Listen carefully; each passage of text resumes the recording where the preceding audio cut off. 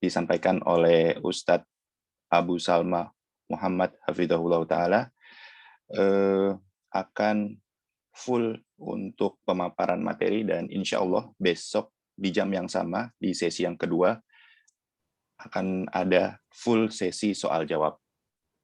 Sebelum kita memulai pada kajian pagi ini, Ana ingatkan untuk adab dalam bermajelis. Peserta diharapkan untuk mencatat dan meng-off-kan mikrofon dan kamera pada saat kajian.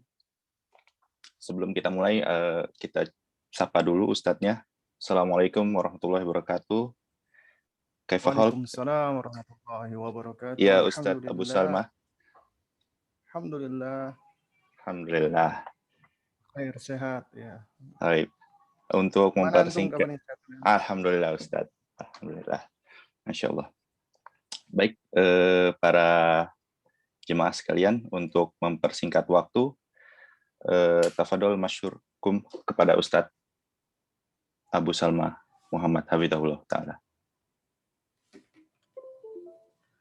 Baik, syukran ya. Wa jazakallah khair, barakallahu fikum. Baik. Bismillah.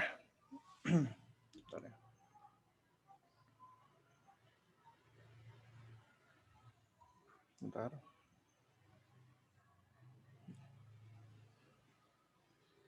Innal hamdalillah nahmaduhu wa nasta'inuhu wa nastaghfiruhu wa natubu ilaih wa na'udzu billahi min syururi anfusina wa min sayyiati a'malina may yahdihillahu fahuwal muhtad wa may yudlil falan tajida lahu waliyan mursyida.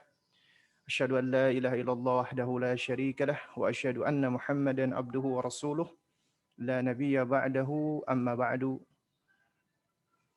Fa inna asdaqal kalami kalamullah wa ahsanal huda huda Muhammadin sallallahu alaihi wa ala alihi wa sallam wa syarrul umuri muhdatsatuha wa kullu muhdatsatin bid'ah wa kullu bid'atin dhalalah wa kullu dhalalatin finnar amma ba'du. Allahumma salli ala Muhammad wa ala ali Muhammad kama sallaita ala Ibrahim wa ala ali Ibrahim wa barik ala Muhammad wa ala ali Muhammad kama barakta ala Ibrahim wa ala ali Ibrahim innaka Hamidum Majid. Amma ba'du. Jamaah sekalian, para ikhwan dan akhwat, para aba dan ummahat, juga sahabat-sahabat yang dimuliakan Allah Subhanahu wa taala. Assalamualaikum warahmatullahi wabarakatuh. Alhamdulillah, di pagi hari ini kita diperkenankan Allah Subhanahu wa taala untuk dapat bersua, untuk dapat berjumpa di kajian online kita via Zoom. Dan ini adalah mungkin kajian saya yang perdana ya, yang diselenggarakan oleh, barusan disebutkan ya, adalah komunitas Suamiku Surgaku. Masya Allah ya. Ini adalah di antara nama yang sangat bagus sekali ya, Suamiku Surgaku ya. Dan mungkin ya juga ada akun yang lain yang namanya Istriku Surgaku ya. Baik, jamaah sekalian dimuliakan Allah Subhanahu wa taala. Insyaallah di hari ini ya kita akan ya membahas tentang prinsip dasar membina rumah tangga.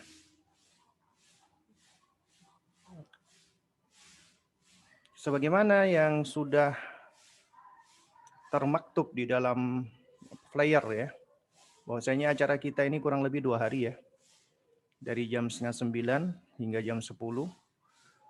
Dan biasanya acara-acara seperti ini itu yang paling banyak dikehendaki adalah sesi tanya jawabnya. Nah, jadi supaya enak dan supaya adil, jadi insya Allah kita akan bagi di 2 hari ini. Di hari pertama ini insya Allah kita akan full materi, ya. Kita akan full materi. Lalu kemudian nanti akan diinformasikan oleh teman-teman panitia ya untuk menerima ataupun mengumpulkan pertanyaan-pertanyaan yang masuk. Nanti pertanyaan yang masuk insya Allah akan kita jawab atau kita bahas besok. Jadi besok kita insya Allah akan full bertanya jawab. Ya. Nah, lalu kemudian nanti mekanisme bertanya jawabnya, ya insya Allah nanti kita akan lebih dahulukan pertanyaan yang sudah masuk dalam bentuk tulisan. Jika ada waktu, ya kita insya Allah juga akan membuka sesi tanya jawab bagi yang ingin bertanya langsung. Ya. Baik, jamaah sekalian yang dimuliakan Allah Subhanahu wa taala. Ya. Yang pertama, kita harus bersyukur kepada Allah Subhanahu wa taala. Karena Allah Azza wa Jalla menjadikan kita seorang muslim. Dan kita berada di atas Islam. Dan Islam adalah fitrah kita. Dan agama Islam adalah agama rahmah, agama kasih sayang. Ya. Dan tidak ada agama yang mengajarkan kasih sayang itu sesempurna dan sebaik agama Islam. Agama Islam adalah rahmah lil alamin, untuk semesta alam, untuk seluruh makhluk. Ya. Nah, oleh karena itu jamaah sekalian dimuliakan Allah, itu disebutkan oleh Syekh ya Sulaiman bin Salimullah Ar-Rahaili hafizahullah taala di dalam kutayib beliau yang berjudul Ithaquz Zawjain ya.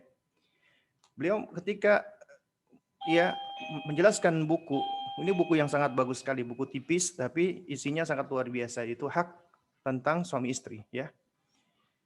Nah, ini buku Hakuz Zawjain ini itu diawali dengan penjelasan tentang betapa indahnya agama kita, agama Islam. Dan Islam adalah din rahmatul lil alamin, agama rahmah lil alamin. Islam juga agama dinul khair, agama kebaikan yang mengajarkan segala bentuk kebaikan. Artinya ya Islam itu seluruhnya baik, mengajarkan kebaikan, tidak ada satupun yang buruk dari agama Islam. Ya. Jika ada sesuatu yang dianggap jelek dari agama Islam, maka sejatinya yang jelek itu adalah pemikiran ataupun pemahaman orang yang beranggapan bahwasanya ada di antara Islam itu yang buruk ataupun yang jelek. Karena sejatinya semua apa yang ada di dalam agama kita adalah kebaikan. Tidak ada satupun yang jelek, tidak ada satupun yang buruk. Ya. Kemudian juga Islam adalah din sa'adah, agama kebahagiaan. Karena apabila Anda ingin mendapatkan kebahagiaan, Anda ingin mendapatkan ya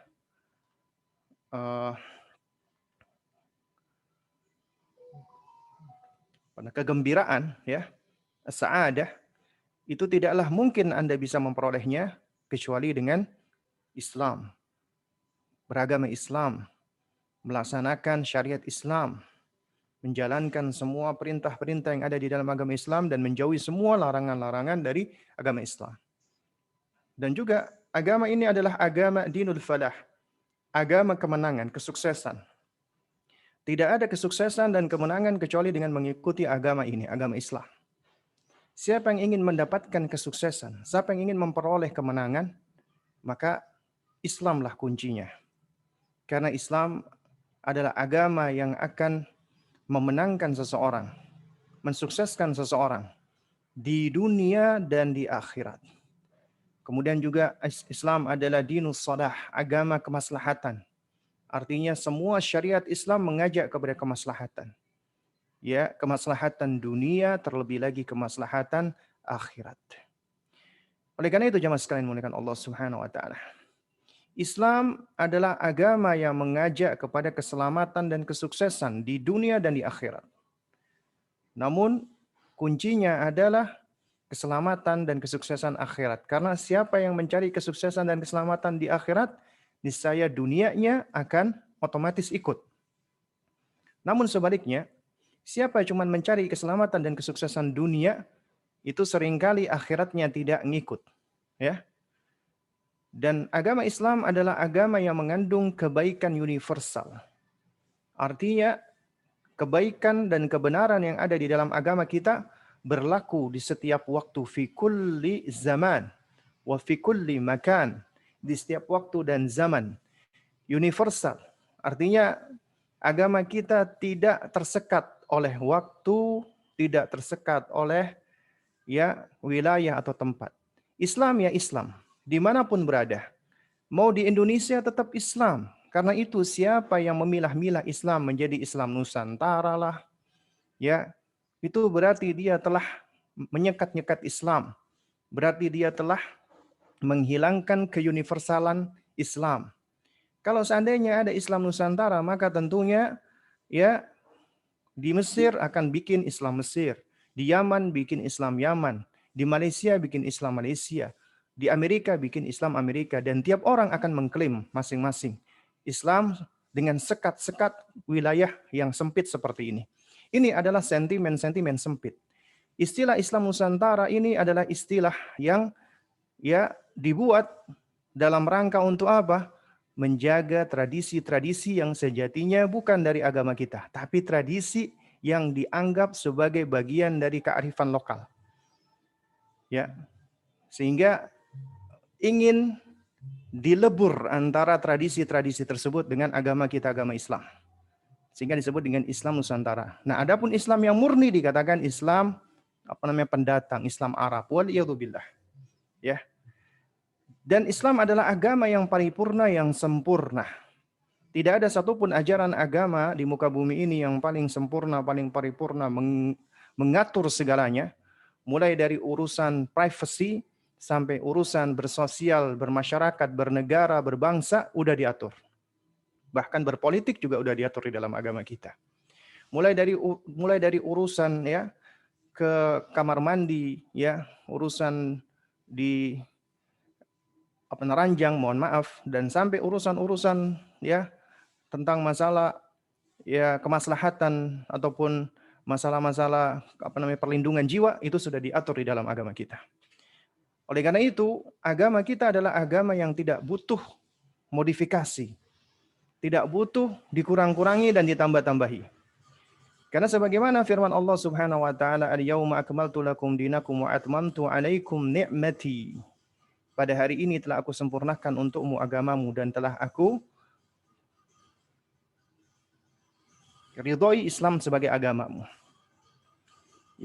Al-Imam Malik bin Anas, Imam Darul Hijrah, pada saat beliau menjelaskan atau menyebutkan tentang ayat ini, beliau di awalnya mengatakan, "Man ibtada'a fil Islami bid'atan yaraha hasanah." Siapa yang membuat-buat, mengada-ada, berinovasi, berkreasi di dalam urusan agama, di dalam urusan ibadah yang tidak ada tuntunannya, kemudian yaraha hasanah, dia menganggap kreasinya itu bagus, dia menganggap inovasinya di dalam ibadah itu bagus, dia menganggap bid'ahnya itu bagus, faqad za'ama anna an-nabiy sallallahu alaihi wa ala alihi wasallam khana risalah. Maka sungguh dia telah mengkhianat, maka sungguh dia telah menuduh Rasulullah sallallahu alaihi wasallam berkhianat.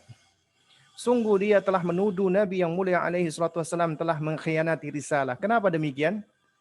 Karena tugasnya Nabi adalah menyampaikan risalah. Sementara Allah Azza wa Jalla berfirman, "Al-yauma akmaltu lakum dinakum." Pada hari ini telah aku sempurnakan untuk kalian agama kalian. Artinya sempurna. Makanya kata Imam Malik "Fama lam yakun yawma idzin dina fala yakunu al-yawma dina."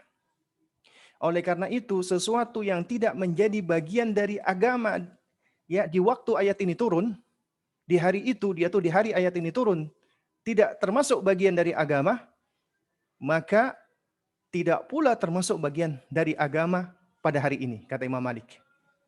Jadi kalau di zaman atau di waktu ayat ini turun, agama telah disempurnakan, kata Allah, itu tidak menjadi bagian dari agama, tentunya hari-hari setelahnya, kapanpun itu tidak akan menjadi bagian dari agama. Karena agama sudah sempurna. Nah, jamaah sekalian yang dimuliakan Allah Subhanahu wa taala. Kok kenapa kita membahas tentang masalah prinsip dasar pernikahan? Kita kok membahas ini? Karena inilah agama kita, agama yang sempurna. Agama rahmah lil alamin, agama kebaikan, agama kebahagiaan, agama kesuksesan, agama kemaslahatan. Dan dalam hal hubungan antara manusia yang saling mencinta, yang saling menyayang di jalan Allah, karena Allah, maka itu juga merupakan bagian dari kesempurnaan agama kita. Karena agama kita turut mengaturnya. Baik, jemaah sekalian dimuliakan Allah Subhanahu wa taala. Kalau kita tahu ya, manusia itu butuh menikah. Ya. Nah, apa tujuan daripada pernikahan? Yang pertama adalah untuk memenuhi tuntutan naluri dan kebutuhan biologis manusia.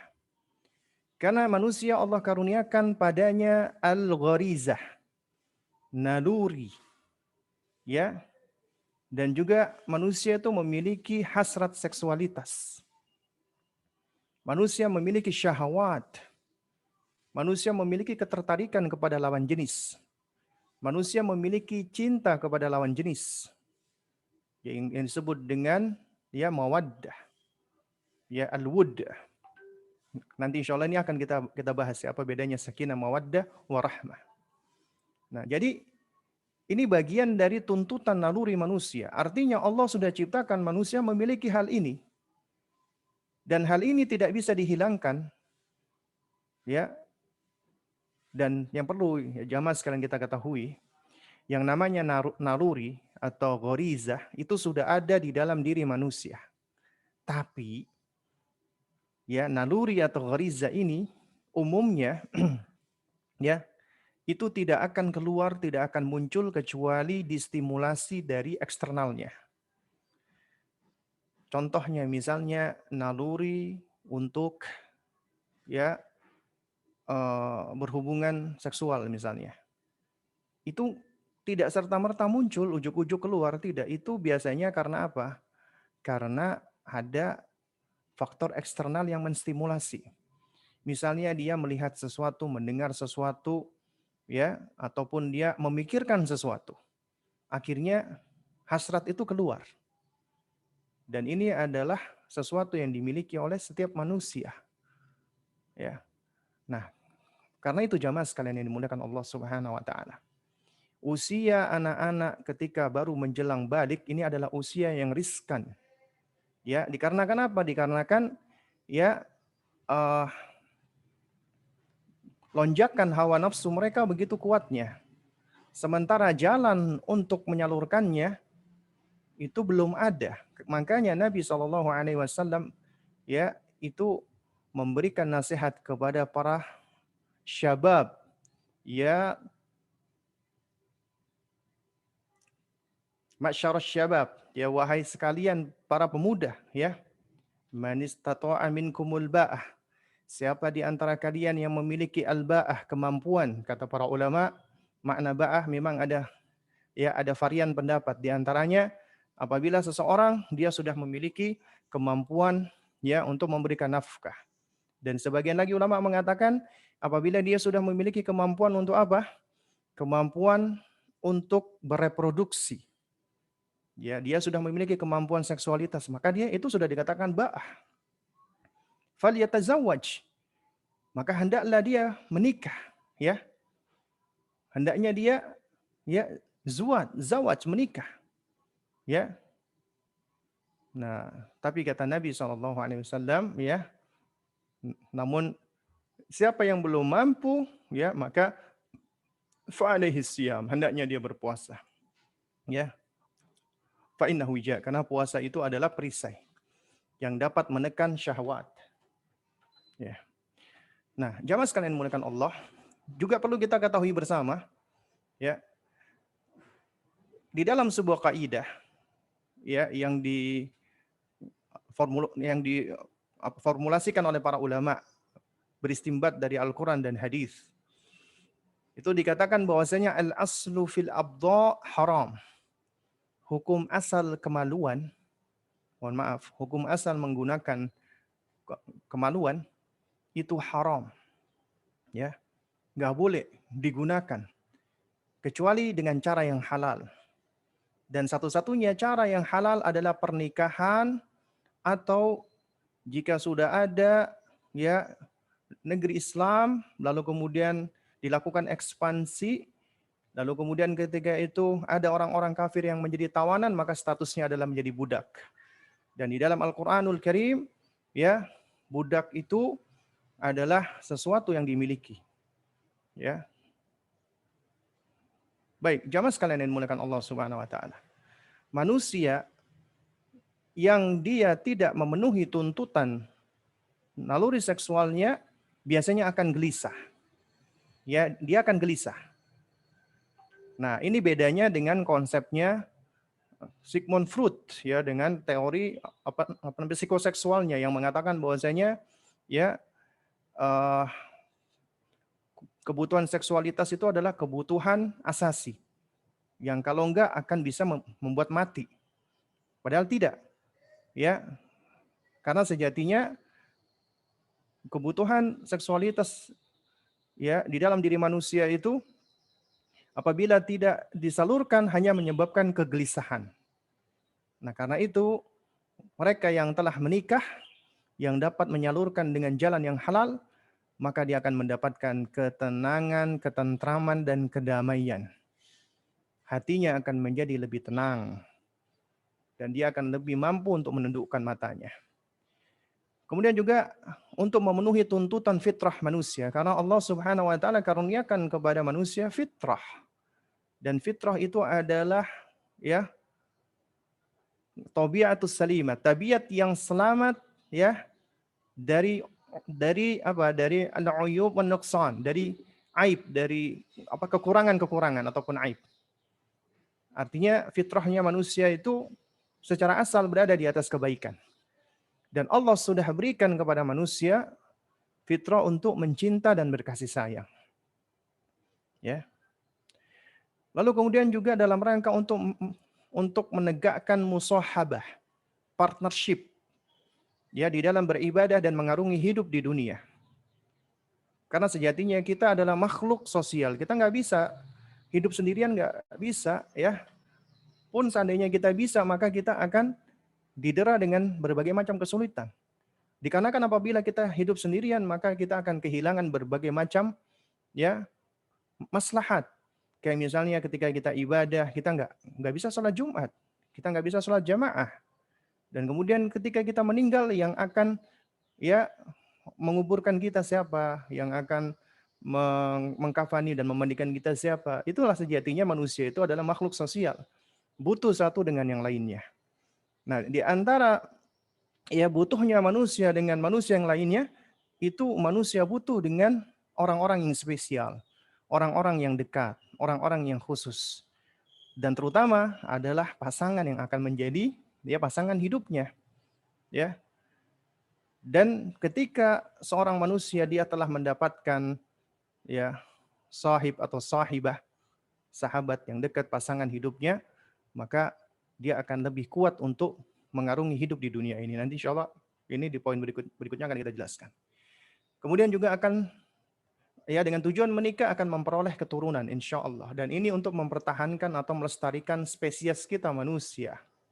Ya, karena apabila manusia itu tidak menikah, ya, atau bahkan manusia itu hidup ya secara tidak ada aturan, ya, akhirnya yang namanya LGBT dibiarkan, maka itu dapat apa?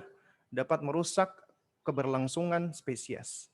Dan juga dengan menikah itu akan memperbanyak umat Islam. Karena Nabi SAW ketika menasehatkan ya untuk menikah, maka Rasulullah itu menasihatkan kepada al-wadud, yaitu wanita-wanita yang subur lagi penyayang. Ya. Dan Nabi SAW akan membanggakan ya banyaknya umat beliau di hadapan ya umat lainnya ketika nanti di yaumil kiamah. Dan juga ini merupakan bagian dari sunnahnya para nabi dan rasul. Bukan cuma sunnahnya Rasulullah, tapi sunnahnya para nabi dan para rasul. Semua para nabi dan para rasul itu menikah, kecuali beberapa nabi seperti Nabi Zakaria alaihissalam. Ya, afwan. Seperti Nabi Yahya alaihissalam. Ya, seperti Nabi Yahya alaihissalam. Baik, jamaah sekalian yang dimuliakan Allah Subhanahu wa taala, ya. Insyaallah kita di pagi hari ini ya akan membahas ya. Sebenarnya banyak prinsipnya, cuman kita akan cukupkan hanya 5 prinsip utama saja. Yang pertama adalah ya bahwasanya menikah itu merupakan ibadah terpanjang. Jadi kalau Anda ingin beribadah yang paling lama, ya bahkan seumur hidup, jadi dikatakan apa ya? Apa namanya? Long life worship, ya. Jadi peribadatan paling panjang adalah menikah. Karena di dalamnya ya di situ akan ada pundi-pundi pahala yang bisa dikumpulkan. Baik itu ta'amul atau interaksi dengan istri ataupun dengan anak-anak kita. Baik, jamaah sekalian menggunakan Allah. Ya. Kita tahu nih bahwasanya kita manusia diciptakan Allah Subhanahu wa taala itu bukanlah untuk suatu hal yang enggak jelas. Bukanlah hanya sekedar untuk main-main, tidak.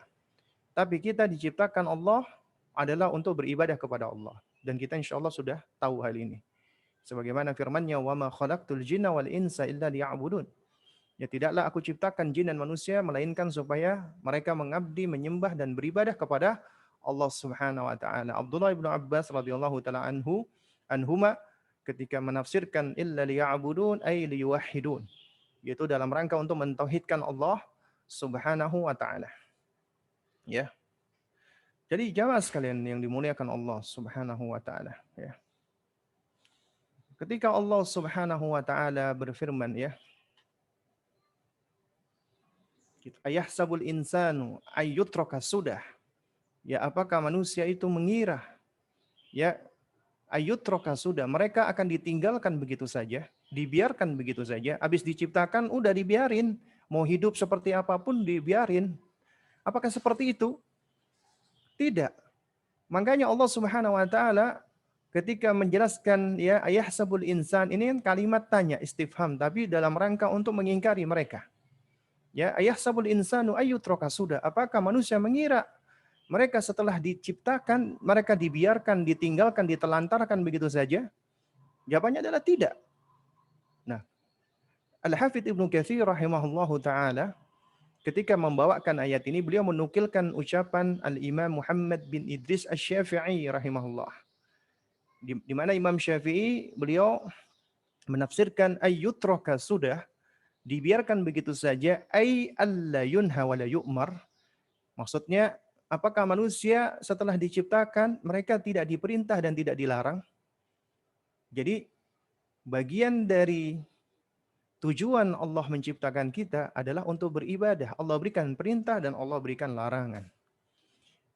Dan siapa yang mengikuti perintah Allah dan menjauhi larangan Allah, maka dia akan selamat di dunia dan di akhirat. Dan dia akan bahagia. Namun sebaliknya, siapa yang menentang Allah, malah melaksanakan apa yang Allah larang dan tidak mau mengamalkan apa yang Allah perintah, maka ini manusia-manusia yang tidak tahu diri, ya. Manusia-manusia yang sombong, yang pongah, yang kufur kepada Allah Subhanahu wa taala. Maka ya untuk mereka adalah sesuai dengan keadilan Allah, ya maka mereka akan mendapatkan kesengsaraan di dunia dan di akhirat. Baik, jamaah sekalian menggunakan Allah. Nah, jika kita tahu bahwasanya tujuan kita di muka bumi ini tidak lain dan tidak bukan adalah untuk beribadah, ya. Dan ini suatu hal yang perlu kita pahami bersama. Kita harus bersyukur kepada Allah. Alhamdulillah walhamdulillah walhamdulillah. Karena Allah Azza wa Jalla masih memberikan kita hidayah, taufik berada di atas agama yang lurus ini. Agama yang hak ini, agama Islam. Jangan pernah ya jamaah sekalian, ada di antara kita, ada di antara antum, punya pandangan bahwasanya ya, agama saya Islam karena saya mengikuti orang tua saya. Islam saya adalah karena Islam mengikuti orang tua. Ya. Jadi jangan punya pandangan seperti itu. Karena sejatinya semua manusia itu dilahirkan sudah berada di atas Islam. Nanti akan kita bahas di beberapa slide berikutnya. Ya, itu tentang masalah fitrah. Semuanya sudah berada di atas Islam. Ya, ketika Nabi SAW bersabda, "Ma min mauludin illa yuladu 'alal fitrati." Tidaklah ya anak yang dilahirkan di muka bumi ini kecuali mereka semua dilahirkan berada di atas fitrah. Al-Imam Nawawi rahimahullahu taala ketika menerangkan makna fitrah, beliau menjelaskan ya anna kullam ya mauludin ya mutahayyan lil Islam, ya. Bahwasanya setiap yang dilahirkan itu sudah memiliki kecondongan kepada Islam dan juga sudah condong kepada iman dan tauhid. Nah, oleh karena itu ketika kita berada di atas agama ini, agama Islam, maka ini adalah taufik dari Allah, nikmat yang paling besar yang Allah karuniakan untuk kita semua. Nikmat hidayah, nikmat taufik. Ya. Dan kita nih tahu nih betapa Nabi Ibrahim alaihissalam ya, beliau begitu berusaha agar ayahnya Azar bisa menerima dakwah tauhid beliau. Ya, dan agama Nabi Ibrahim alaihissalam adalah agama Muslim yang submit kepada Allah. Beliau mengajak kepada ayahnya agar submit, ya, aslama, yuslimu kepada Allah Subhanahu wa taala. Namun Azar ayahnya menentang, bahkan kufur dan termasuk dedengkotnya kekufuran. Padahal ayahnya seorang nabi, Nabi Ibrahim alaihissalam. Demikian pula kita belajar dari Nabi Nuh alaihissalam yang tidak bisa memberikan hidayah kepada putranya. Meskipun beliau berdakwah 950 tahun siang dan malam mengajak putranya kepada tauhid, mengajak putranya kepada Islam, tapi putranya malah ya mungkir dan kufur. Tidak mau menerima dakwahnya Nabi Nuh alaihissalam. Demikian pula istrinya Nuh, istrinya Lut. Itu sampai Allah jadikan sebagai contoh wanita-wanita yang paling buruk di muka bumi ini. Mereka hidup di tengah atau di dalam rumah orang-orang yang istimewa, orang-orang spesial, orang-orang soleh, hamba Allah yang soleh, tapi ternyata tidak menjadikan mereka sebagai wanita-wanita yang solihah. Sehingga Nabi Nuh dan Nabi Lut tidak bisa memberikan hidayah kepada mereka berdua agar mereka bisa menjadi muslimah. Demikian pula Rasulullah sallallahu alaihi wasallam, Nabi kita yang mulia. Beliau tidak bisa memberikan hidayah kepada Abu Thalib, pamannya yang beliau cintai, yang beliau kasihi. Sehingga wafat dalam keadaan musyrik. Dan betapa banyak orang-orang yang berusaha agar keluarganya, orang-orang yang dia sayangi bisa berada di atas hidayah Islam. Tapi Allah punya ketentuan yang lain. Karena itu jamaah sekalian, bersyukur kepada Allah. Alhamdulillah, walhamdulillah. Allah masih jadikan kita Islam. Dan Allah Azza wa Jalla wasiatkan wala tamutunna illa wa antum muslimun, dan janganlah kalian wafat kecuali dalam keadaan Islam, dalam keadaan muslim. Karena itu bersyukurlah. Nikmat Islam ini nikmat yang paling besar. Tidak ada nikmat di dunia ini yang lebih besar daripada nikmat Islam. Karena ini nikmat hidayah dan taufik dari Allah Subhanahu wa taala. Ini nikmat yang paling besar di dunia ini. Karena nikmat inilah yang akan menggiring kita untuk selamat di akhirat. Sehingga kita akan mendapatkan kenikmatan yang paling besar, yaitu surga Allah wa ziyadatuha, dan tambahannya, yaitu kita bisa memandang wajahnya Allah Subhanahu wa taala di jannah nanti. Jamaah sekalian yang dimuliakan Allah Subhanahu wa taala, apabila kita perhatikan ya orang-orang musyrikin, orang-orang kafir, juga termasuk orang-orang yang ada di zaman now, orang-orang barat, orang-orang Eropa, ya. Meskipun kita perhatikan ya mungkin mereka tampak maju kelihatannya dalam hal-hal yang bersifat duniawi, teknologi dan yang semisalnya. Tapi sejatinya di dalam diri mereka, mereka itu dalam kondisi yang kosong. Ya, dalam kondisi yang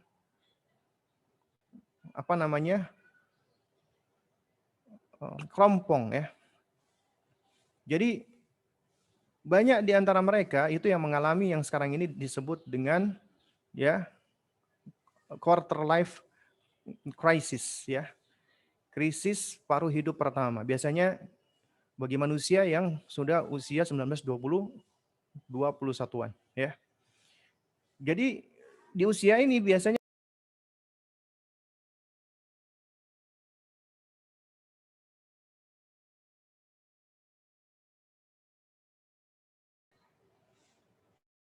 ya, baik ya. Putus tadi ya? Nah, Ustaz. Hanya Baik, beberapa menit kok. baik ya. Ya, jadi pada saat ya orang-orang ini yang mengalami quarter life crisis ini ya, itu mereka akhirnya sadar nggak sadar, itu mereka melakukan kontemplasi karena fitrahnya masih ada ya. Nah, lalu muncul di dalam diri mereka pertanyaan-pertanyaan yang tidak mampu mereka jawab. Ya, di antaranya apa? Di antara pertanyaannya adalah min aina ana? Dari mana aku? Ya. Where am I from? Aku ini dari mana gitu loh. Ya. Dan untuk apa aku ada di sini? Ya. Dan hendak apa kemana aku nanti? Ini 3 pertanyaan yang nggak bisa dijawab. Aku berasal dari mana?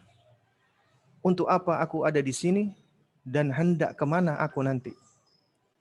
Ini pertanyaan yang tidak bisa dijawab oleh kebanyakan manusia yang kufur, yang kafir. Akhirnya di tengah kebingungan mereka, maka mereka pun akhirnya ya banyak yang jatuh. Entah itu jadi stres, distres, tertekan, dan yang semisalnya. Karena mereka tidak bisa merasakan yang namanya kebahagiaan. Karena tidak mungkin seseorang mendapatkan kebahagiaan yang sejati, kedamaian yang sejati kecuali dengan Islam. Nggak mungkin. Ya. Nah, akhirnya banyak di antara mereka pun yang berusaha mencari-cari jalan-jalan spiritual. Ya. Ada yang belajar di Dalai Lama, ada yang belajar di tokoh-tokoh sufi dan yang semisalnya, ya. Nah, jadi jamaah sekalian dimuliakan Allah Subhanahu wa taala. Ini menunjukkan bahwasanya manusia itu memang memiliki fitrah untuk berislam dan mereka butuh dengan agama Islam, dan alhamdulillah Allah masih izinkan kita berada di atas fitrah kita Islam, agama kita. Karena itu bersyukur kepada Allah. Nah, oleh karena itu, bagaimana caranya kita mensyukuri nikmat ini agar Allah tidak angkat, agar Allah tidak cabut, waliyadzubillah, adalah yang pertama, kita harus mengikrarkan dengan hati, menetapkan dengan hati. Hadza min fadli rabbina. Ini adalah karunia dari Rabbku. Islamku ini adalah karena Allah, bukan karena orang tua, bukan karena peninggalan nenek moyang, bukan karena Allah, hidayah dari Allah, taufik dari Allah. Harus kita tetapkan dengan hati kita. Hadza min fadli rabbi, ini adalah fadilah dari Rabbku. Kemudian talaffuz bil lisan. Kemudian ya diucapkan dengan lisan. Ya, nahnu muslimun, kita adalah orang-orang Islam. Ya, bahwasanya kita nashhadu an la ilaha illallah wa nashhadu anna Muhammad Rasulullah. Kita menyaksikan atau bersaksi bahwa tidak ada ilah yang hak untuk disembah kecuali Allah dan Muhammad adalah utusan Allah. Kemudian dalam amal kita, yaitu mempergunakan di dalam ketaatan kepada Allah Subhanahu wa taala. Anggota tubuh kita gunakan di dalam ketaatan kepada Allah Azza wa Jalla, dan enggak boleh kita gunakan di dalam keburukan. Insyaallah Allah akan jaga hidayah taufik tersebut. Nah, oleh karena itu jamaah sekalian dimuliakan Allah. Ya. Dari sini kita tahu nih bahwasanya seorang muslim dia itu punya tujuan hidup yang paling mendasar, beribadah kepada Allah Subhanahu wa taala. Tapi permasalahannya ternyata banyak di antara kaum muslimin yang enggak ngerti hakikat daripada ibadah. Ketika ditanya, kamu tujuanmu apa hidup? Ibadah. Apa itu ibadah? Ya pokoknya ibadah kepada Allah, sholat kepada Allah. Ya, mungkin ngerti tapi mungkin belum tahu bagaimana cara mengemukakan, atau juga mungkin belum begitu ngerti. Ya, nah oleh karena itu jamaah sekalian dimuliakan Allah Subhanahu Wa Taala. Ya kita harus tahu nih hakikat daripada ibadah. Ya, yang dimaksud dengan ibadah, ya. Nah ini juga diantara metodenya para ulama. Ketika kita mendapatkan istilah, kita tahrirul mustalah. Kita berusaha menegaskan makna dari istilah. Biasanya lughawi dan istilahi, yaitu secara linguistik ya, secara bahasa dan secara terminologi ya. Secara etimologi dan secara terminologi. Nah, secara etimologi makna ibadah itu artinya al-khudu' wal inqiyad ya. Wa tadallul ya. Khudu' artinya merendah, inqiyad tunduk patuh, dan tadallul artinya menghinakan diri. Oleh karena itu siapa yang dia merendahkan dirinya, menundukkan patuh dan menghinakan dirinya, maka sejatinya dia sedang beribadah. Dan kita nggak boleh merendahkan diri kita, menundukkan diri kita dan menghinakan diri kecuali kepada pencipta kita Allah Subhanahu wa taala. Karena siapa yang merendahkan diri, menundukkan dirinya dan menghinakan diri di hadapan Allah, maka sejatinya dia adalah mulia. Ini kemuliaan. Tapi siapa yang merendahkan dirinya, tunduk patuh dan menghinakan diri di hadapan makhluk, maka sesungguhnya itulah kehinaan. Dan kita adalah abid, hamba. Tugas kita adalah ibadah, menghambakan diri dengan kerendahan, dengan kepatuhan, dengan ketundukan dan kehinaan. Kepada siapa? Kepada Al-Ma'bud yang disembah, yaitu Allah Subhanahu wa taala semata, satu-satunya. Ya. Nah, adapun ibadah secara istilah maknanya adalah sebagaimana yang disebutkan oleh Syekhul Islam Ibnu Taimiyah rahimahullahu taala, ismun jami'un likulli ma yuhibbuhu Allah wa yardah minal aqwali wal a'mali al-batina wal dhahirah. Itu sebuah sebutan atau nama yang komprehensif yang mencakup semua hal yang Allah cinta, Allah ridha, baik ucapan dan perbuatan, baik itu zahir dan batin. Jadi, ibadah itu jamaah sekalian, ya, ucapan kita yang zahir, yang tampak, yang bisa kita dengarkan, yang bisa didengarkan oleh orang lain, yang zahir, yang jelas, ataupun yang batin, ya, bisikan-bisikan kita, termasuk bisikan-bisikan hati kita, ya, juga termasuk niatan-niatan kita, ataupun perbuatan kita yang zahir, yang tampak, ya, amal-amal kita yang tampak ataupun amal-amal kita yang batin, seperti malu, seperti tawakal, seperti cinta, takut, harap, itu termasuk perbuatan-perbuatan batin. Ya, selama itu diridhoi dan dicintai Allah, artinya apabila Allah ridho, Allah cinta, maka itulah ibadah. Jadi ucapan dan perbuatan itu harus diridhoi dan dicintai Allah. Dan permasalahannya ya jamaah sekalian, kita nggak bisa tahu nih ucapan kita, perbuatan kita yang zahir atau yang batin itu diridhoi dan dicintai Allah. Kita nggak bisa tahu kecuali dengan jalan Allah yang kasih tahu. Allah kasih tahu melalui perantaraan kalamnya dan melalui perantaraan Rasulnya. Dan Allah pilih di antara kita bangsa manusia yang Allah istimewakan, Allah khususkan, manusia yang dekat dengannya, manusia yang paling Allah ridhoi dan paling Allah cintai. Dan manusia ini adalah manusia yang paling tahu tentang apa yang Allah ridhoi dan apa yang Allah cintai, yaitu baginda Nabi yang mulia alaihi salatu wassalam. Karena itu nggak mungkin kita bisa beribadah mencari ridhonya Allah, mencari cintanya Allah, sehingga ibadah kita diridhoi dan dicintai Allah, kecuali dengan jalan, kecuali dengan cara mengikuti Rasulullah. Karena apa yang diamalkan Rasulullah itulah yang diridhoi dan dicintai Allah. Dan apa yang tidak dituntunkan oleh Rasulullah, tidak dipraktekkan dan diamalkan oleh Rasulullah, maka dari mana kita bisa tahu itu diridhoi dan dicintai Allah? Karena itu mereka yang berbuat-buat, berkreasi, berinovasi di dalam agama, di dalam ibadah, ya, Anda nggak bisa tahu Allah ridho dan Allah cinta. Ya.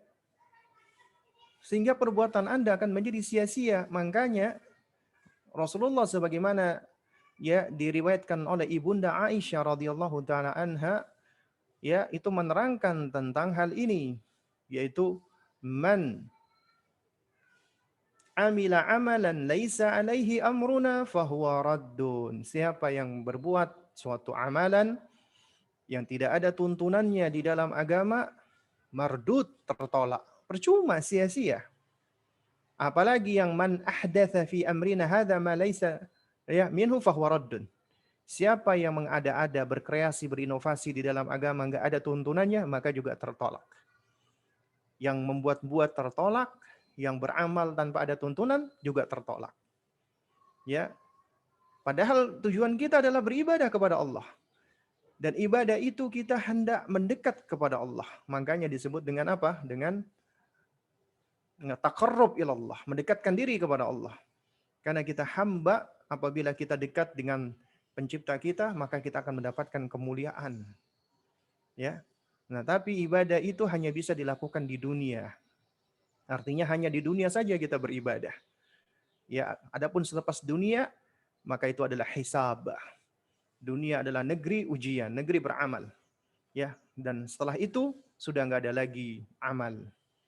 Yang ada adalah perhitungan, dan di alam mahsyar atau alam kubur adalah negeri penantian dan juga negeri ujian.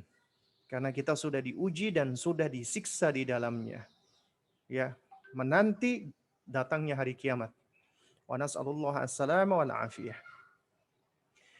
Nah, lalu kemudian jamaah sekalian yang dimuliakan Allah, kita udah tahu nih bahwasanya tujuan kita diciptakan Allah menikah. Ya, dan agar ibadah kita bisa lebih sempurna, ibadah kita bisa lebih lengkap, lebih utuh, maka disyariatkan oleh Allah, dituntunkan oleh Rasulullah sallallahu alaihi wasallam untuk menikah. Ya, bukankah Nabi yang mulia alaihi salatu wassalam beliau bersabda, man tazawwaja, ya, siapa yang zuat, yang menikah,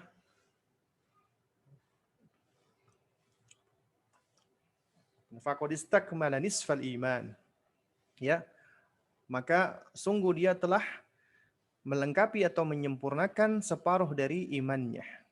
Kemudian kata Rasulullah SAW, falyattaqillaha fin nisfil baqi, ya. Dan hendaknya dia bertakwa, ya, untuk memelihara yang separuh sisanya lagi, ya. Jadi siapa yang menikah maka dia telah menyempurnakan dari separuh keimanannya.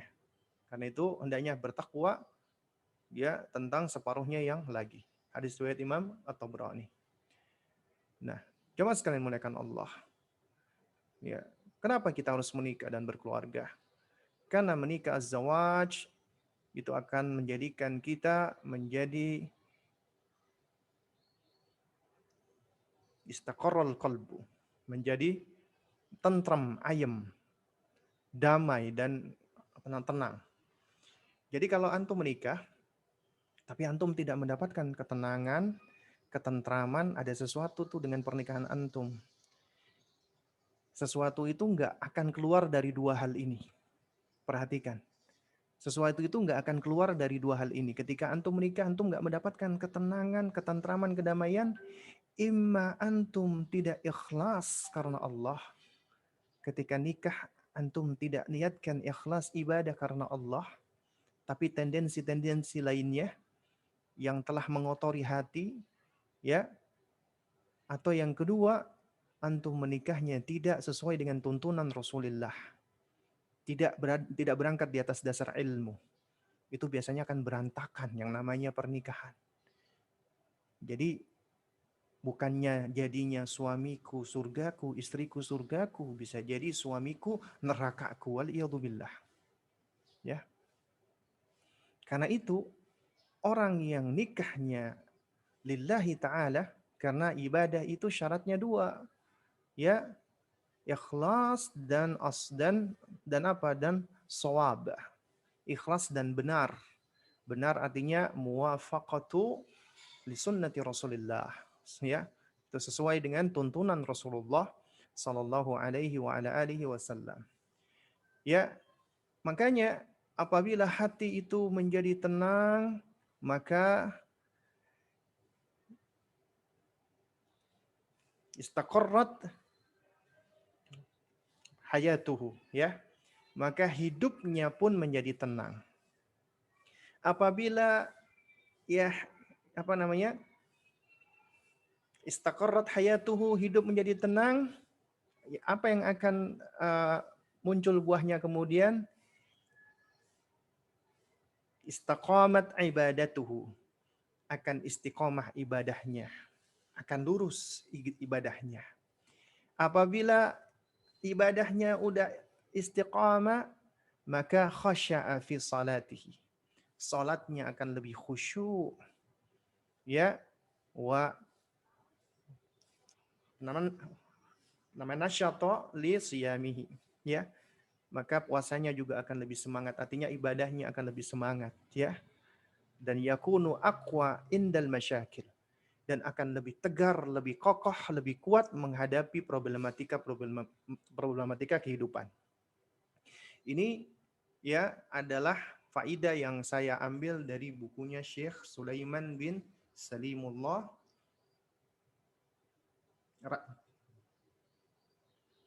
Ar-Ruhaili hafizahullahu taala. Ya, di dalam buku beliau judulnya apa namanya? Haqquz Zawjain, ya. Ya, hak suami istri. Baik. Kemudian apa itu manfaat menikah ya jamaah sekalian, ya?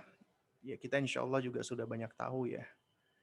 Siapa yang menikah itu akan mendapatkan ya sakhanun lin nafsi, ketenangan pada jiwa. Ya. Makanya kalau nikah buahnya ini ya sakhanun lin nafsi, akan menenangkan jiwa. Kalau enggak tenang jiwanya ya tadi sebagaimana saya utarakan ada sesuatu di dalam pernikahannya. Dan juga akan membuahkan sururun lil qalbi, kebahagiaan hati. Bahagia karena ada yang mendampingi, bahagia ketika lelah, ya, ada yang membersamai, bahagia ketika sedih, ada yang melipur lara, bahagia ketika ya apa namanya beribadah, ada yang terus menyemangati, masya Allah, ya. Kemudian juga tahsinun lil farji, akan menjaga dan memelihara kemaluan. Sebagaimana kita tahu tadi, al-aslu fil adha haram. Hukum asal kemaluan haram. Ya. Jadi apabila diletakkan tidak pada tempatnya, berarti dia telah zalim. Karena zalim adalah wad'u syai' fi ghairi mahallih, meletakkan sesuatu tidak pada tempatnya. Dan di antara bentuk kezaliman yang besar adalah melakukan zina. Ya, melakukan perbuatan zina. Dan yang dapat memalingkan dari zina adalah pernikahan. Ya, adalah pernikahan. Karena menikah dapat memelihara dan menjaga kemaluan. Dan juga apa? Himayatun lil ardi. Yang akan menjaga kehormatan. Kehormatan wanita, kehormatan laki-laki. Wanita yang menikah akan lebih terjaga kehormatannya. Sehingga dia tidak perlu bekerja seharusnya. Sehingga dia nggak perlu banyak keluar rumah. Sehingga dia tidak terlalu banyak dipapar dengan berbagai macam fitnah dan pandangan-pandangan mata. Ya, sehingga kehormatannya terjaga. Ya, dan juga ghaddun lil basar. Menikah itu akan lebih menundukkan pandangan. Ya, dikarenakan apa? Dikarenakan ya dia sudah memiliki sarana untuk menyalurkan hasratnya dengan cara yang halal. Oleh karena itu, maka hal ini akan menjadi kebaikan. Khairun lil fardi, kebaikan bagi individu. Ya, bagi entitas individu akan membuahkan kebaikan. Dan khairun lil mujtama, dan juga akan membuahkan kebaikan bagi masyarakat. Karena itu, ya individu itu akan semakin baik apabila mereka menikah.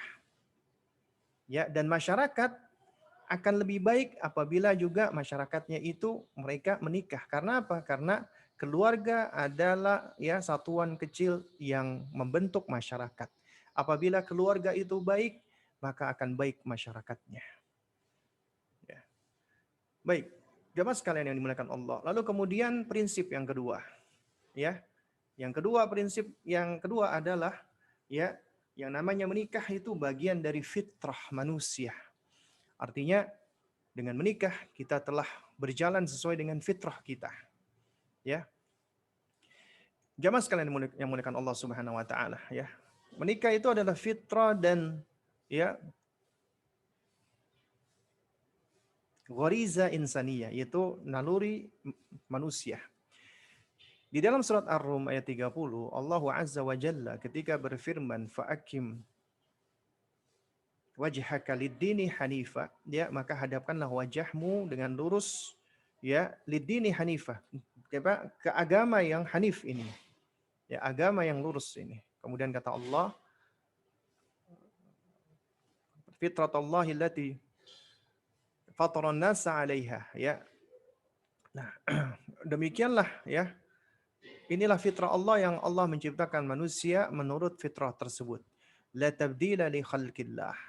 Tidak ada perubahan pada penciptaan Allah ini, pada ciptaan Allah Subhanahu wa taala ini. Dzalika dinul qayyim. Dan inilah agama yang lurus. Ya walakin aktsaran nas la ya'lamun. Tetapi kebanyakan manusia itu enggak ngerti, enggak tahu. Nah, jadi ya jamaah sekalian dimuliakan Allah. Ya, berkenaan dengan ayat ini, itu Al-Hafidz Ibnu Katsir rahimahullahu taala menerangkan ya, yaitu ketika Allah Azza wa Jalla menyebutkan ya fitratallahi allati fatara nas 'alaiha, ya, kata fatara itu di antara maknanya adalah khalaqa, menciptakan. Kata Al-Hafidz Ibnu Katsir ya, ketika menafsirkan ayat ini fitratallahi allati fatara nas 'alaiha ai ya annahu ta'ala fattara khalqahu ala ma'rifatihi wa tauhidihi wa ala annahu la ilaha ghairuh. Ya, artinya adalah Allah Subhanahu wa taala telah menetapkan atau menciptakan makhluknya, manusia itu sudah berada di atas ma'rifatullah, mengenal Allah. Dan juga sudah di atas dia mentauhidkan Allah. Dan juga sudah di atas meyakini tidak ada sesembahan yang hak kecuali Allah. Nah, tapi ternyata fitrah yang lurus ini yang memalingkan adalah siapa? Orang tuanya. Sebagaimana hadis Nabi SAW, "Ma min mauludin illa yuladu 'alal fitrah, fa abawahu yuhawidanihi wa yunassiranihi wa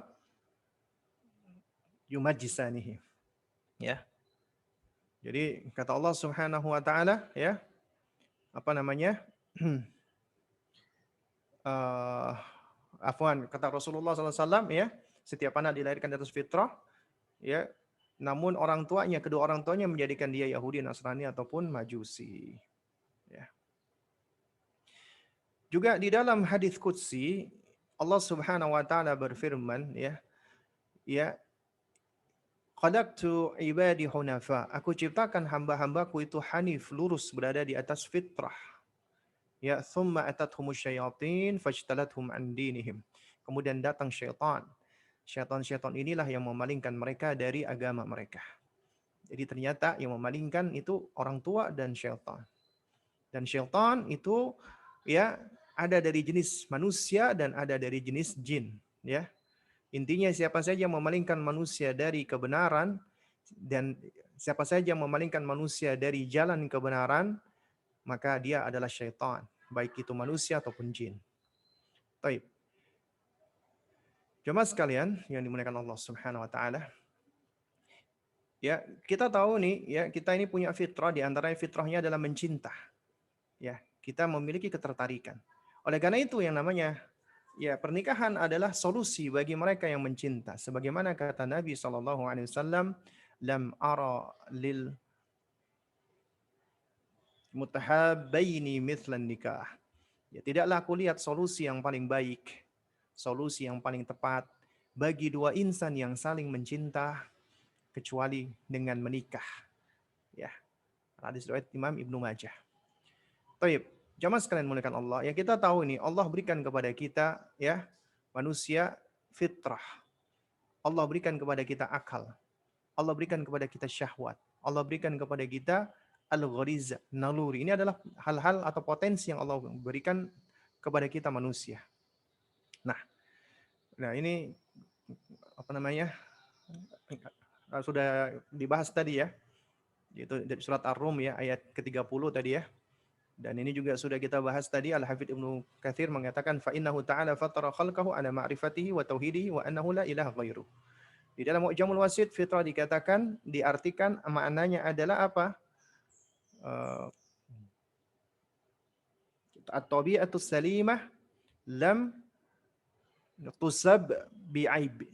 Ya, itu tabiat yang selamat yang tidak dicela karena adanya aib ataupun kekurangan. Artinya fitrah itu sesuatu yang sempurna. Kemudian Allah berikan kita gharizah, naluri seksualitas. Dan ghariza seksualitas ini adalah bagian dari fitrah yang merupakan bawaan semenjak lahir, yang mana dengan ini akhirnya bisa mendeterminasi kita itu memiliki peran yang berbeda.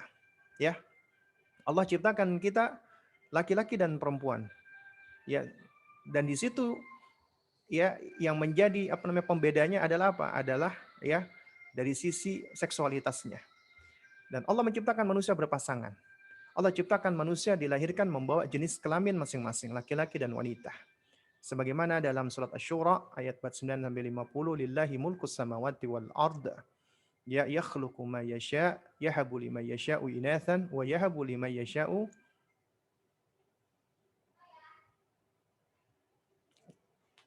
adz-dzukurah ya. Jadi kata Allah Subhanahu wa taala, lillahi mulkus samawati wal ard. Ya milik Allah lah kerajaan langit dan bumi. Yakhluqu ma yasha. Allah menciptakan sesuai dengan kehendaknya. Yahabu liman yasha'u inathan. Allah Subhanahu wa taala mengkaruniakan kepada siapa saja yang Allah kehendaki anak-anak perempuan. Wa yahabu liman yasha'u adz-dzukurah. Dan Allah Dia karuniakan kepada siapa saja yang Allah kehendaki anak-anak laki-laki au yuzawijuhum dzukranan wa inathan. Atau Allah kumpulkan ya yaitu padanya anak-anak laki-laki dan anak perempuan. Wa yaj'alu man yasha'u akima. Dan Allah juga jadikan sesuai dengan kehendaknya ada yang tidak bisa punya anak, yang mandul. Innahu alimun qadir. Sesungguhnya Allah Maha mengetahui lagi Maha berkuasa, berkemampuan. Nah, jadi dari sini Allah menyebutkan ya Allah karuniakan kepada kita manusia cuma dua, anak laki-laki dan anak perempuan. Ada yang Allah karuniakan anak laki-laki aja, ada yang Allah karuniakan anak-anak perempuan tok, ada yang Allah karuniakan anak laki-laki dan perempuan, atau ada yang Allah tidak berikan kemampuan padanya untuk bisa punya anak. Ini semua sesuai dengan keadilan Allah Subhanahu wa taala. Ya. Nah, oleh karena itu dari sini ya kita tahu ada laki-laki dan ada wanita. Dan perbedaan gender ini yang akan berkembang sesuai dengan peran kita. Artinya ketika kita punya anak perempuan, kelak peran utamanya adalah sebagai seorang istri dan sebagai seorang ibu. Ketika anak kita laki-laki, kelak perannya adalah sebagai seorang suami dan ayah. Itu peran utamanya di muka bumi ini. Karena mereka akan menjadi pendidik lagi. Kita hari ini pendidik, kita sedang mendidik calon pendidik yang akan mendidik anak keturunan kita. Kelak mereka akan menjadi istri dan suami. Kelak mereka akan menjadi seorang ibu dan ayah. Nah, karena itu bagaimana cara kita mendidik mereka itulah yang akan menentukan sesuai dengan sunnah kauniyah Allah ya jadinya mereka. Dan ini pula yang sudah dijelaskan oleh Rasulullah. Kalau kita perhatikan bagaimana interaksinya Rasulullah SAW dalam rangka untuk menumbuhkan hal ini, Nabi itu memberikan kunyah kepada anak-anak kecil. Contohnya misalnya kepada adiknya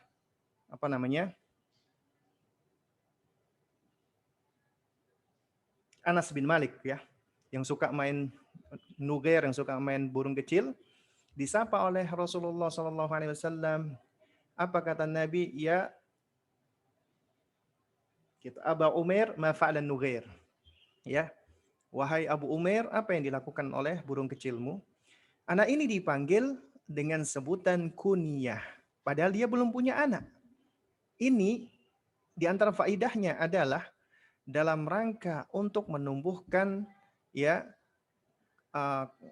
kepercayaan diri si anak tadi, agar dia merasa dihargai, diakui, dan dia juga akan sadar ketika disebut dengan sebutan kunyah, bapak, kelak dia akan menjadi seorang bapak. Demikian pula Nabi ketika memuji seorang anak kecil yang dipanggil oleh Nabi siapa? Dia apa namanya? Khalid ya. Sanah. Ya, Nabi pernah ngasih sebuah pakaian yang indah ya kepada anak-anak. Kemudian Nabi katakan ya anak itu dipanggil dengan panggilan kunyah. Ummu Khalid. Ya, kemudian kata Nabi sanah. Sanah ini adalah bahasa apa namanya? Habasyah ya, artinya bagus ya. Itu yang disebutkan oleh para ulama. Nah, ini menunjukkan ketika Nabi memanggil anak-anak kecil dengan kunyah, dengan apa namanya? Abu Umair ataupun Ummu Khalid, ya, ini menunjukkan bahwasanya di antara faidahnya adalah ya agar mereka sudah terbiasa ya dan ngerti bahwasanya peran mereka nanti akan menjadi seorang bapak dan ibu ya. Baik, jemaah sekalian dimuliakan Allah Subhanahu wa taala. Oleh karena itu peran manusia sesuai seksualitasnya ya. Laki-laki kelak dia akan menjadi suami dan menjadi bapak, perempuan kelak dia menjadi istri dan ibu. Ini adalah peran utamanya. Ya. Jadi bukannya nanti laki-laki kamu nanti jadi dokter, jadi insinyur, jadi ini tidak, atau seorang istri kamu nanti menjadi seorang akuntan atau ini tidak. Tapi kelak kamu nanti akan menjadi seorang suami dan kelak kamu akan menjadi seorang bapak. Kelak kamu menjadi seorang istri dan kelak kamu menjadi seorang ibu. Itu adalah peran utamanya dia. Ya, adapun menjadi dokter, insinyur itu adalah bagian dari profesinya. Taib. Ya, kemudian prinsip yang ketiga. Wah, ini sudah pukul 9.47 ya. Baik ya. Kita berikutnya singkat-singkat saja. Sakinah ya, sakinah, mawaddah, warahmah. Prinsip yang ketiga yang namanya pernikahan itu adalah berangkat di atas dasar sakinah, mawaddah, warahmah. Taib, jamaah sekalian muliakan Allah. Tujuan menikah Allah sebutkan dalam surat Ar-Rum ayat ke-21. Ini ayat yang sering kita dengarkan. Allah Azza wa Jalla berfirman apa? Wa min ayatihi an khalaqalakum min anfusikum azwajan. Dan di antara tanda-tanda kekuasaan Allah adalah Allah ciptakan untukmu dari jenismu sendiri pasangan-pasangan atau istri-istri. Untuk apa? Litaskunu ilaiha, agar kamu cenderung atau merasa tentram dengannya. Wa ja'ala bainakum mawaddah wa rahmah, dan Allah jadikan di antaramu mawaddah, cinta kasih, wa rahmah, dan kasih sayang. Inna fi dzalika laayatin liqaumi yatafakkarun. Ya, sesungguhnya pada yang demikian ini benar-benar ya merupakan tanda-tanda bagi orang-orang yang mau mempergunakan akalnya, atau orang-orang yang mau berfikir. Juga dalam surat Al-Baqarah Allah mengatakan hunna libasul lakum wa antum libasul lahunna. Ya, mereka adalah pakaian untukmu dan kamu pun adalah pakaian untuk mereka, istri-istrimu, ya. Baik, jemaah sekalian, apa maksudnya sakinah, mawaddah, warahmah? Sakinah kalau kita lihat dari sisi bahasa, dia itu bentuk masdar, ya, bentuk infinitif dari kata sakana. Artinya sakana adalah apa? Tawaqqafat harakatuhu. Artinya berhenti bergerak. Jadi ketika antum bergerak, ya, kemudian antum berhenti, itu namanya ya sakana. Makanya rumah itu disebut dengan apa? Dengan maskan. Karena apa? Karena itu adalah tempat orang berhenti beraktivitas untuk istirahat. Nah, sakinah itu sendiri bermakna tumakninah, ketenangan, istiqrar, menetap, wiqar, kedamaian, sama apa namanya? Rozanah, ya, keheningan. Artinya di dalam sakinah itu ada ketenangan, ada kedamaian, ada ketentraman, ada keheningan. Adapun mawaddah itu bentuk infinitif atau masdar dari kata hubba. Kita tahu kata mahabbah itu hubba, yang artinya adalah mala ila syai'in, condong kepada sesuatu, wa ta'alluq bihi, dan bergantung kepadanya. Dan mawaddah artinya mahabbah, wa wi'am, yaitu cinta dan keselarasan. Adapun rahmah maknanya adalah al-khair wa ni'mah, ya kebaikan dan kenikmatan, wariqah, belas kasih, dan syafaqah, kasih sayang. Ya. Lalu kemudian apa bedanya sakinah, mawaddah, warahmah? Sakinah itu jamaah sekalian adalah ya kondisi yang aman dan tentram. Keamanan dan ketentraman ini tidak bisa dicapai kecuali dengan keimanan. Makanya dikatakan kaidahnya ya al aman ba'dal iman. Ya namanya keamanan itu diperoleh setelah keimanan. Dan juga yang namanya ketentraman itu akan diperoleh dengan adanya sikap saling mempercayai satu dengan yang lainnya. Kemudian juga hal ini juga diperoleh dengan saling mengerti dan menjalankan kewajiban dan tugas masing-masing. Karena istri punya tugas, suami punya tugas. Istri punya tanggung jawab, suami punya tanggung jawab. Istri punya hak, suami juga punya hak.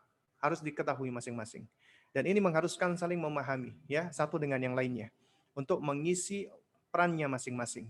Dan ketahuilah bahwasanya ketika kita menikah, kita akan bersama dengan orang yang mungkin akan berbeda dengan kita. Dan namanya manusia sama seperti kita nggak sempurna, kita punya kekurangan. Nah, itulah perannya yang namanya berkeluarga adalah apa? Untuk feeling imperfection makes perfect. Artinya mengisi kekurangan-kekurangan atau ketidaksempurnaan tadi, itulah yang akan menjadikan yang namanya rumah tangga atau keluarga menjadi sempurna atau mendekati kesempurnaan. Kemudian mawaddah. Mawaddah itu bagian dari fitrah manusia, yaitu berupa ketertarikan secara seksualitas terhadap lawan jenis. Itu mawaddah. Kita tertarik dengan fisiknya, dengan rupanya, dengan bentuknya, warna kulitnya, rambutnya, dan seterusnya. Itu namanya mawaddah. Dan hal ini adalah bagian dari fitrah manusia, adanya ketertarikan. Ya. Nah, dengan menikah, kemudian dia bisa menyalurkan mawaddah. Ini akan menguatkan stabilitas diri dari fitnah syahwat. Kemudian bisa dia salurkan dengan jalan penyaluran nafsu secara halal, positif. Dia bisa menyalurkan ya mahabbah, hubnya dengan cara yang benar. Dan ini juga akan bisa melestarikan keturunan dia. Adapun rahmah, kita tahu ya, mawaddah dan rahmah memang karunia dari Allah. Tapi rahmah ini lebih spesial. Ya, karena dia berupa kasih sayang. Ya, kalau tadi mawaddah itu lebih condong ketertarikan kepada zahir fisik, adapun rahmah adalah ketertarikan terhadap batinnya, akhlaknya, karakternya, sifat-sifatnya. Dan ini muncul setelah kita saling mengenal satu dengan yang lainnya, saling memahami satu dengan yang lainnya, saling membutuhkan satu dengan yang lainnya. Kemudian kita saling menutupi kekurangan, saling memahami ya, dan saling memberikan pengertian. Baik. Kemudian prinsip yang keempat, menikah adalah sunnahnya Rasulullah Sallallahu Alaihi Wasallam.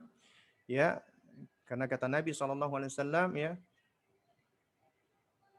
an-nikahu min sunnati, nikah adalah sunnahku. Faman lam ya'mal bi sunnati falaysa minni. Siapa yang tidak mau melaksanakan sunnahku, maka dia bukanlah termasuk dari golonganku. Kemudian kata Nabi Sallallahu Alaihi Wasallam, wa tazawwaju fa inni mukatsirum bikumul umam. Menikahlah karena kelak aku akan berbangga dengan banyaknya jumlah kalian di hadapan umat. Wa man kana dza taulin falyankih. Siapa yang memiliki kemampuan untuk menikah maka hendaknya dia menikah. Ya, wa man lam yajid fa alaihi bisyam fa inna shauma lahu wija. Tapi siapa yang belum mampu nikah hendaknya dia puasa karena puasa itu adalah perisai baginya. Muttafaq alaih. Kemudian prinsip yang kelima, keluarga adalah partner melangkah ke surga. Ya, ini yang terakhir ya jamaah sekalian. Ya. Jadi kita tahu ini Allah Subhanahu wa taala sudah menentukan visi rumah tangga kita. Allah berfirman, ya ayyuhalladzina amanu, wahai orang-orang yang beriman, ku anfusakum wa ahlikum nara, jagalah diri kalian dan keluarga kalian dari siksa neraka.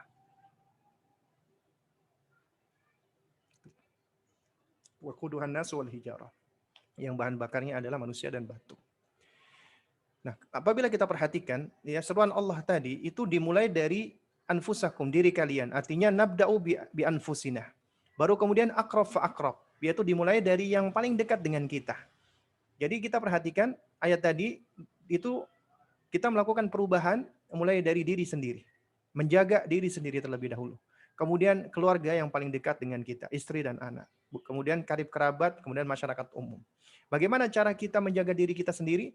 Harus belajar, mencari ilmu dan mengamalkan ilmunya dan mendakwahkannya. Dan mendakwahkan pertama kali kepada keluarga dekat kita. Agar mereka belajar dan mengamalkan ilmunya. Baru kemudian kita dakwahi karib kerabat kita agar mereka juga belajar dan mengamalkan ilmu. Baru kemudian ke masyarakat umum, ya belajar dan amal, baru kemudian kita sabar. Lalu kemudian tentang ku anfusakum wa ahlikum, kata Sayyidina Ali radhiyallahu taala anhu, beliau mengatakan apa? Ya. Addibuhum wa 'allimuhum, ya. Ajarkan adab dan ajarkan ilmu kepada mereka. Adapun Abdullah bin Abbas radhiyallahu taala anhuma, beliau mengatakan apa? I'malu bi taatillah. Ya, amalkan ketaatan kepada Allah Subhanahu wa taala. Wattaqu ma'asiyallah, ya. Ya, dan dan jauhilah kemaksiatan, ya. Wa'muru ahlikum bidzikri, dan perintahkanlah keluargamu untuk senantiasa mengingat Allah atau berzikir. Yunjikumullah minan nar, ya. Ya, kelak niscaya Allah akan menyelamatkan kalian dari nar, dari neraka. Ya. Thayyib jamaah sekalian, ya. Kemudian juga kata al-Imam Qatadah rahimahullahu taala, ku anfusakum wa ahlikum nara ta'muruhum bi ta'atillah, ya, yaitu kamu perintahkan mereka untuk mentaati Allah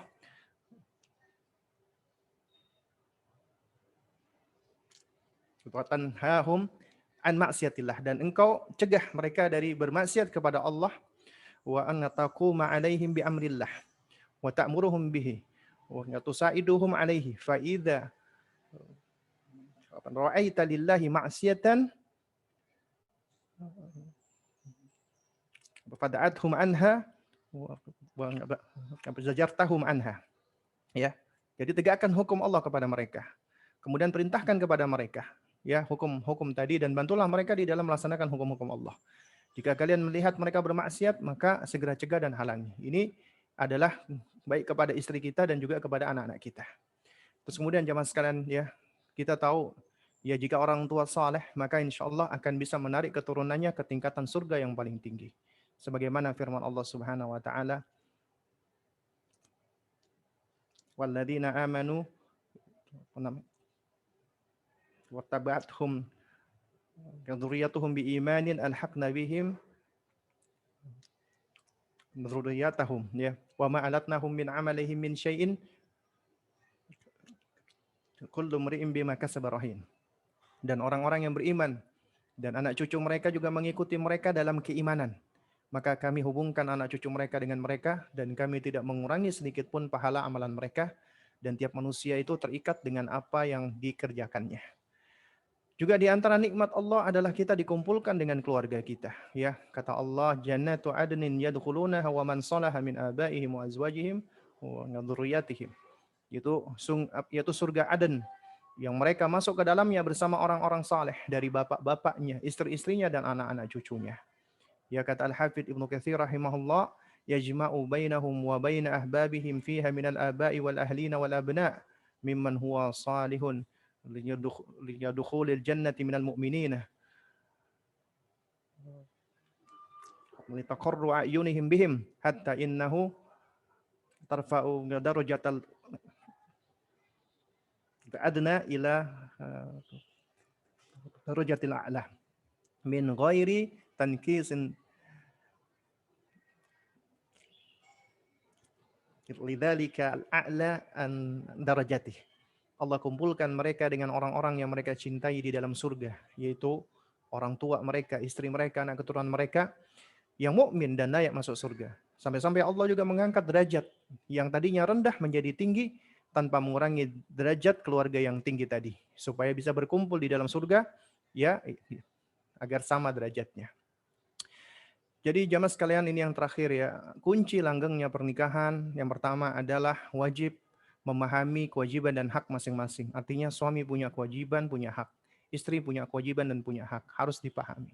Dan yang paling penting dari ini yang paling awal sebenarnya, pahami bahwasanya pernikahan kita adalah ibadah yang paling panjang ya. Oleh karena itu kita harus ya senantiasa menghadirkan hati ikhlas karena Allah dan senantiasa berusaha untuk menjalankannya berada di atas ilmu, di atas tuntunan Rasulullah. Ya, jadi pernikahan itu ibadah panjang dan idealnya hingga mati. Bahkan berharap agar kita bisa bersua kembali dengan keluarga kita, dengan pasangan kita sampai ke surga. Karena itu butuh kerjasama dengan dasar cinta kasih karena Allah, di jalan Allah dan di atas perintah Allah. Ya, jadi cinta atau mahabbah ya lillah, fillah, ya dan seharusnya juga billah dengan apa? Dengan pertolongan Allah wa ala amrillah dan juga di atas perintah Allah. Kemudian juga hendaknya suami berusaha memahami sifat-sifat umumnya wanita karena Nabi banyak menjelaskan tentang sifat-sifat ini dan juga sifat-sifat khusus istrinya. Kemudian dia tetap berusaha berbuat baik kepada istrinya, ya, tidak mengasarinya, tidak berbuat buruk dengannya. Demikian pula istri berusaha untuk selalu bersabar dan menaati suami dalam perkara-perkara ma'ruf. Kemudian juga di antara yang penting adalah berusaha saling mengenal dan memahami satu dengan yang lainnya. Kemudian harus saling berbaik sangka, tidak saling berburuk sangka. Dan menerima kekurangan masing-masing, karena nggak ada yang sempurna di antara kita. Lalu berusaha untuk menumbuhkan cinta kasih, perhatian, dan keromantisan. Ya. Kemudian yang nggak kalah penting adalah munasohah, saling menasehati satu dengan yang lainnya. Ya. Dan ini adalah konsekuensi dari cinta, karena kalau namanya cinta itu konsekuensinya harus saling mengingatkan, saling menasehati. Jadi nggak dibiarkan. Ya, oleh karena itu harus saling menasehati dengan cinta kasih dan kelemah lembutan. Saling melengkapi dan menyempurnakan satu dengan yang lainnya. Kemudian yang terakhir, yakini bahwa pasangan antum, istri antum, suami antum, itu adalah pasangan atau jodoh yang telah Allah pilihkan untuk antum. Dan apa yang Allah pilihkan, maka itu yang paling baik. Ya. Jadi itu adalah yang paling baik. Ya.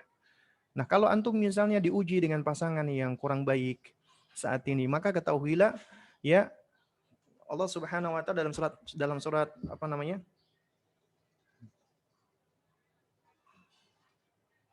An-Nisa ya, ayat ke-56 kalau kalau nggak salah ya. Itu kita sudah diajarkan kaidahnya. Wa ma asabaka min hasanatin faminallah. Adapun kebaikan yang engkau peroleh menimpa kamu, maka katakan itu dari Allah. Wa ma asabaka min sayyi'atin, adapun keburukan yang menimpamu famin nafsika, maka katakan itu adalah darimu.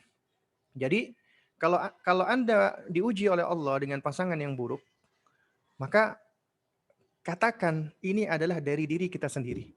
Karena pasangan kita itu sejatinya adalah kita sendiri yang pilih untuk diri kita. Kalau itu adalah yang buruk gitu loh. Tapi tentunya ini sesuai dengan takdir Allah ya.